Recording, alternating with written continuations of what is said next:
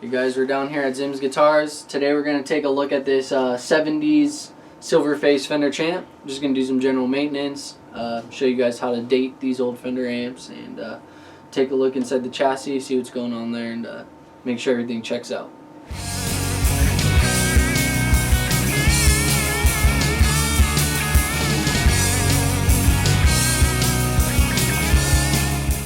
So we're just taking off this back panel here. I'm sure if you guys have seen other videos, it's been mentioned before, but you just want to make sure that you have the amp unplugged, have your filter caps discharged before you go reaching around inside the chassis, and you never want to have both of your hands inside the chassis.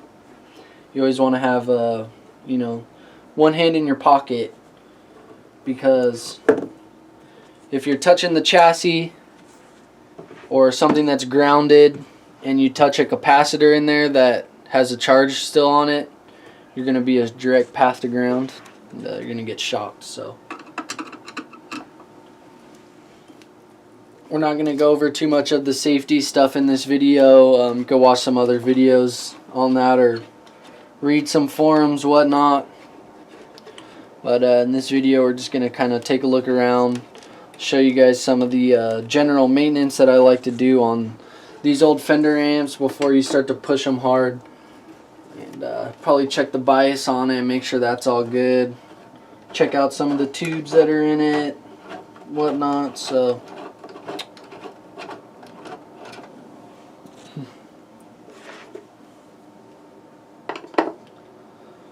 right now it looks like there's a JJ 6v6 power tube. That's going to be a new power tube.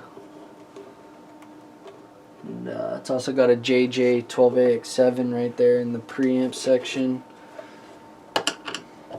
These are cool little single-ended amps. You know, they just have one preamp tube, one power tube, and a rectifier. So it's cheap to you know, it's cheap to retube these if you do need to.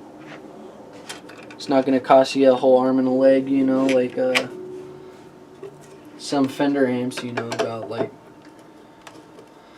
7 or 8 tubes in them, or some Marshalls or whatnot, you know, just a little 5-water.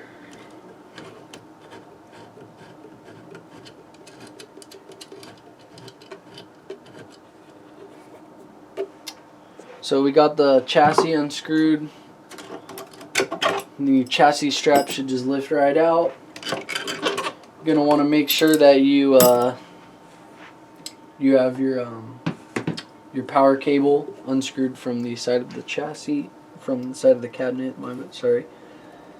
And then these amps, the way that the speaker connects is through an old RCA connection, so you could just pop that out and the chassis should just slide right out. It's as easy as that. And the cool thing about these is you can actually just lay this cabinet down, and the amp should just fit right in there for you. Have a nice little workstation going on. So if you're ever poking around inside these amps, you're always going to want to use a wooden pencil or a plastic pencil, just because they do not conduct electricity. So you can see down here, it's got the original, all the original caps. This amp actually looks like it is very, very original. It's very clean too. This chassis is it pretty much looks untouched. You can see all these resistors and caps are original. You got your 3 electrolytic Mallories on the board here. You know, Fender, they put these electrolytics so close to the amp, or so close to these resistors, and they get hot. You can see that one right there split open. And a lot of the time these electrolytics, they'll start to bulge whenever they're old. And you can see this resistor, this is a cathode resistor here and cathode cap that come off the cathode of the 6v6, and they go straight to ground over here. So this is how you bias the amp, and they get really hot. So you can see that the heat from this resistor has actually melted the cap, and the cap has split open. So it's only really a matter of time till that one fails there. You know, these old electrolytics, they only have a, 10-year lifespan. Anything after that, you're kind of just asking for trouble. If you're playing it hard, But other than that, everything else looks original on the board. These tone caps are original. All these resistors are looking good.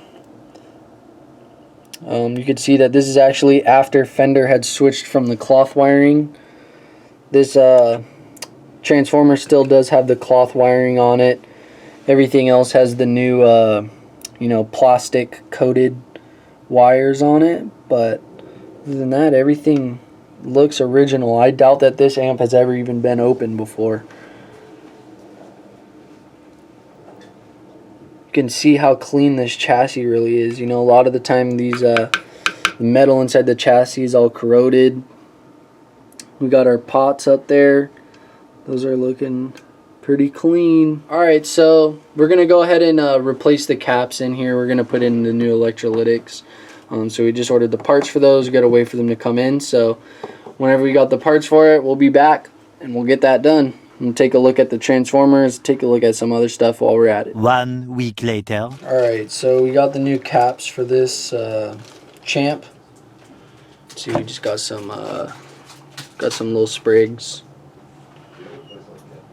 And we're just going to go ahead and replace these 3 cathode bypass caps on here. We're going to leave the can in place right now. We're not going to replace that. We're just going to do as little as we can to get this thing running how it should and be reliable. So we're just going to go ahead and replace these 3 electrolytics. So we have one 25 microfarad at 25 volt, one 2 microfarad at 50 volt, and then another 25. I like to go with these little sprig atom caps. When you're dealing with these smaller electrolytics, they're not as expensive as if you're replacing out filter caps or anything. So a lot of those like big sprig caps can get pretty expensive, 10, 15 bucks a piece. But smaller ones aren't too bad. I think it's like $6 for the 3 of them. It's a quick, easy swap. Pretty cheap, and it's definitely going to make the amp run a little bit better. Definitely more reliable. Might beefing up the tone just a little bit. I guess while the soldering iron is heating up, we can take a look on this side of the chassis. And you can see someone, previous tech, they wrote what kind of tube goes in each spot, which is kind of redundant considering there's a tube chart in the amp that matches. And when you have 3 tubes, it's not too hard to determine which one is which. But anyways, we have a I think it's a JJ in here. Yeah, JJ 12AX7, a JJ 6V6, and then we have an old RCA 5Y3, which very well could be the original rectifier 5Y3. These tubes are definitely replaced. But taking a look at the transformers, the code is 606343, which would be the 43rd week of 1963. And our other transformer is dated 606124, which is going to be the 24th week of 71. Oh, sorry, I meant to say 73 with the transformer here, not 63. Being silver face, definitely in the 70s. So seems like we have an older output tranny. These things are really tiny, kind of funny. Even these power transformers are small compared to the other amps. And just gonna go ahead and check that we have the right kind of fuse in here. So we have a 250 volt 1 amp. Okay, so yeah, this amp's calling for a 1 amp fuse. So you always want to check that. When we got this amp in before, it actually had a 3 amp fuse in it, which makes you a little nervous at first, wondering if it's blown fuses. That's why people upped the rating for that fuse, but it's been doing fine with a 1 amp in there. So the first thing, what you want to notice is that all of the positive leads are coming down here towards me, and then they're all grounded up here on the side of the faceplate. So these capacitors are polarized, so you're going to want to make sure that you put them in the correct polarity.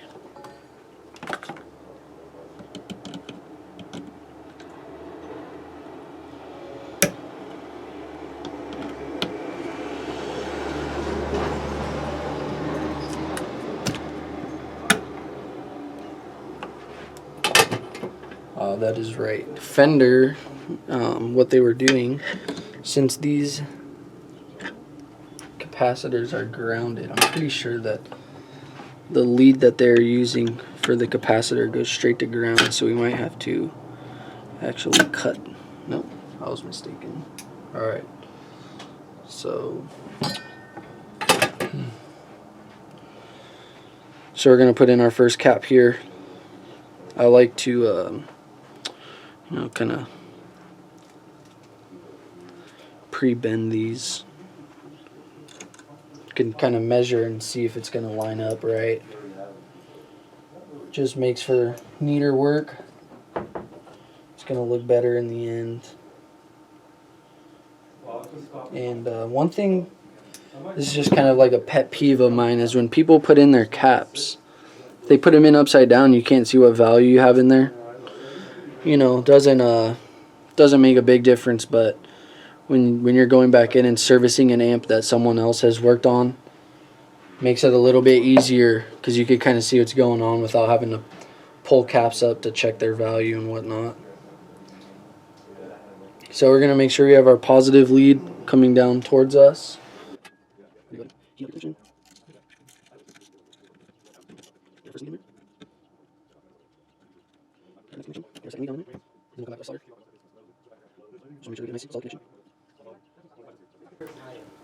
Get a nice shiny little bulb of solder. And that should be a strong connection right there.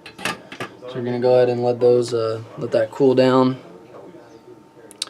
And one thing that I do want to note is that whenever I'm doing these, I like to kind of leave the capacitor floating a little off the resistor there.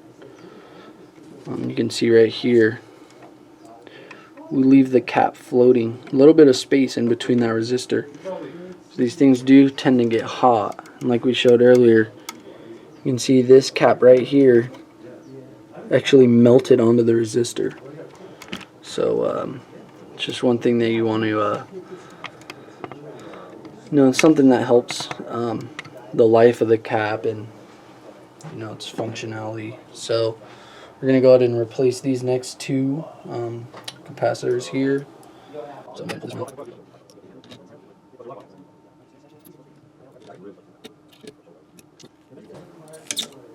there you go. Okay, so that was the 2 microfarad cap. So we want to make sure that we put the right cap back. This one's 25. You get 2 microfarad.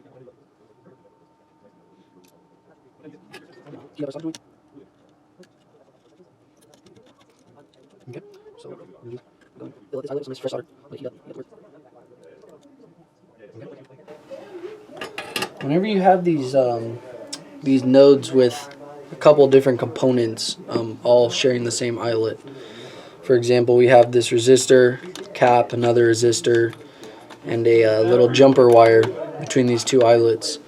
You're going to want to make sure that you heat up the eyelet as well as all the leads that are coming out or into the eyelet, just to make sure that you get a nice connection on every single one of those paths that it can take. So next we're going to put our next link here. I'm actually going to have to bend this in a little earlier. That piece off. So we're going to show you on the side. It's going to be fun.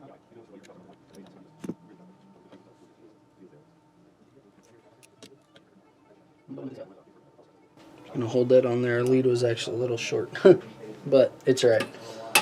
So got our other cap in there.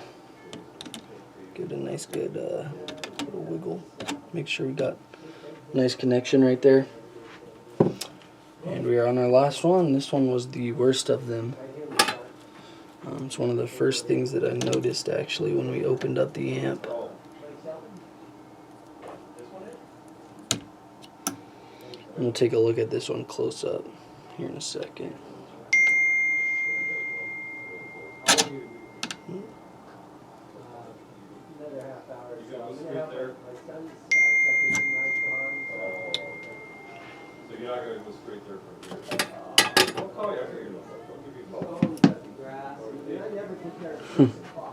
So let's take a look at this thing.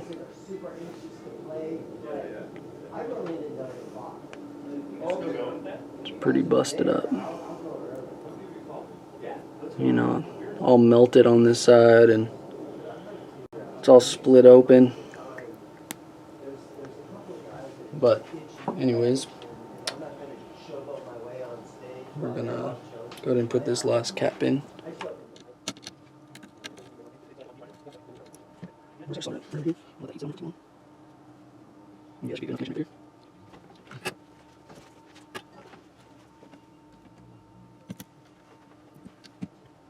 You run last one.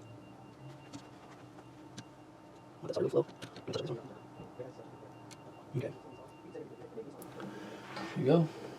Should be good to go. So we're gonna go ahead and fire this bad boy up.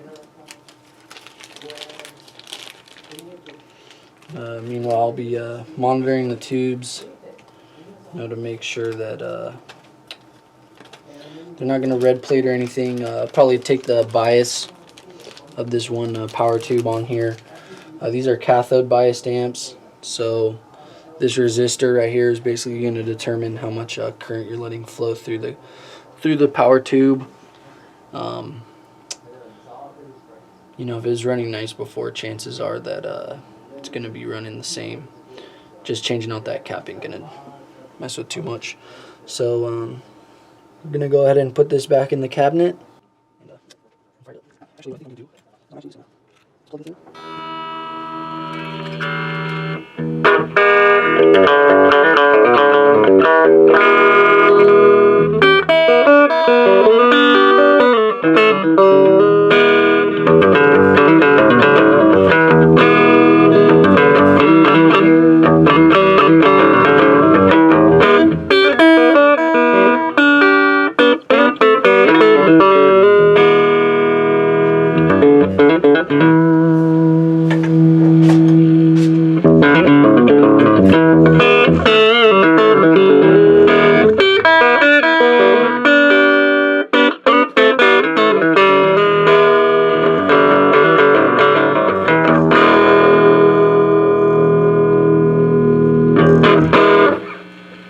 Nice.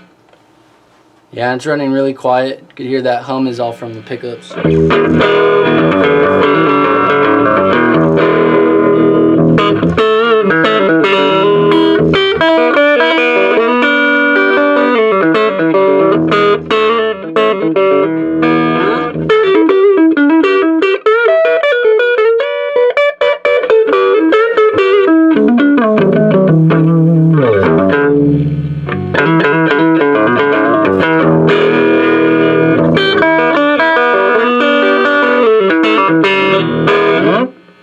Oh yeah, this thing sounds way better than it did before. Right on.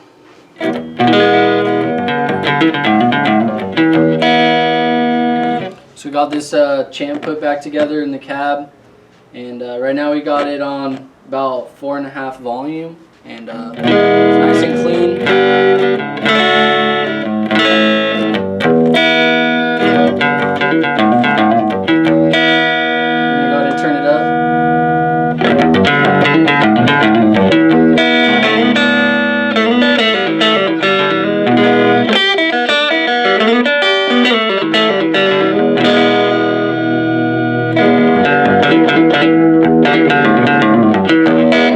So that's with it on 7.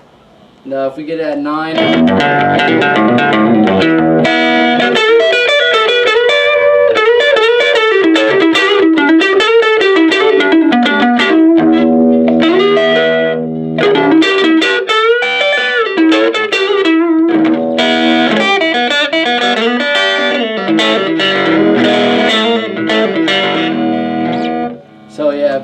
breaking up. Sounds good.